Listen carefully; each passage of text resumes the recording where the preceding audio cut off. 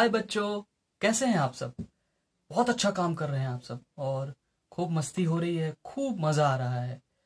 जैसा कि पिछले के क्लास में हम लोगों ने कहानी मंचन पर बातचीत की थी और इस बार हम लोग इस समर कैंप में, ऑनलाइन समर कैंप और ऑनलाइन थिएटर क्लास में हम सभी लोग कहानी मंचन पर बात कर रहे हैं।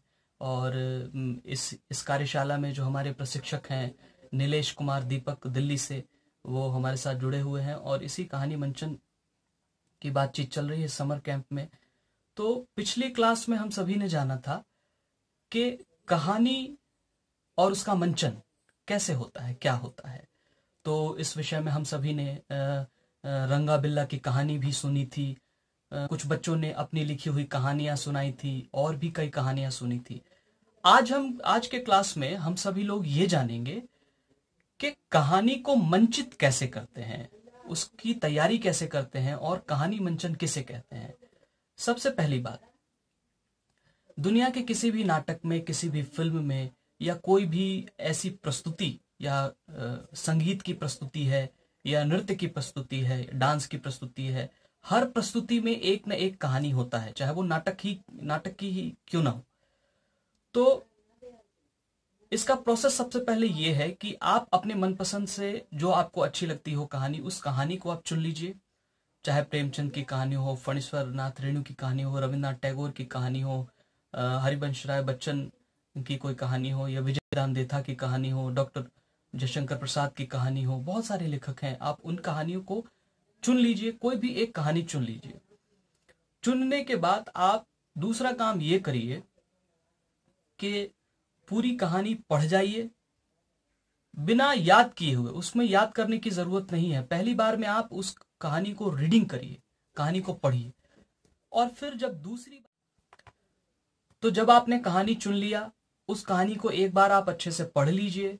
पढ़ने के बाद जो दूसरा काम है वो ये है कि आप उस कहानी को दो भागों में बांटिए। पहला भाग स्टोरी टेलिंग पार्ट, मतलब कहानी कहने का जो पार्ट है, जो कहानी कह रहा है वो पार्ट।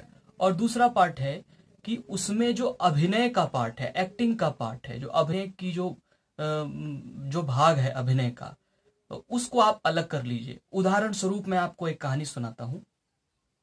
एक बार एक राजा था, वो जंगल में जा रहा था। जाते जाते उसको बहुत जोर से प्यास लगी। प्यास लगने के बाद वो जब एक तालाब के नजदीक पानी पीने गया, तभी एक बहुत जोर की आवाज आती है। आवाज आती है, रुक जाओ राजा, राजा कौन हो तुम और तुम इस जंगल में क्या कर रहे हो। ये आवाज शेर की होती है।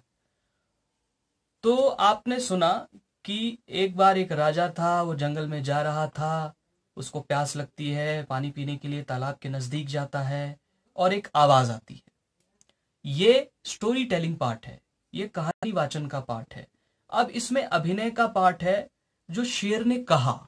तो शेर के कहने के तरीके में, शेर के दहाड़ने के तरीके में जो अभिनय आया, रुक जाओ राजा कौन हो तुम और इस जंगल में क्या कर रहे हो।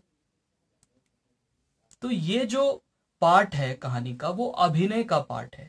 और इसके पहले जो इंट्रोडक्टिव पार्ट आया वो आपने समझा। तो ये दो चीजें आपको आज करनी है। एक, अपने मनपसंद का कोई एक कहानी चुनना है, किसी भी एक लेखक का। उस कहानी को एक बार पढ़ लेना है। पढ़ने के बाद उस कहानी को दो भागों में बांटना है। पहला कहानी वाचन भाग और दूसरा है अभिनय का भाग। कहानी वाचन के भाग में जो जो परिचय होता है, एक बार एक राजा था और एक जंगल था।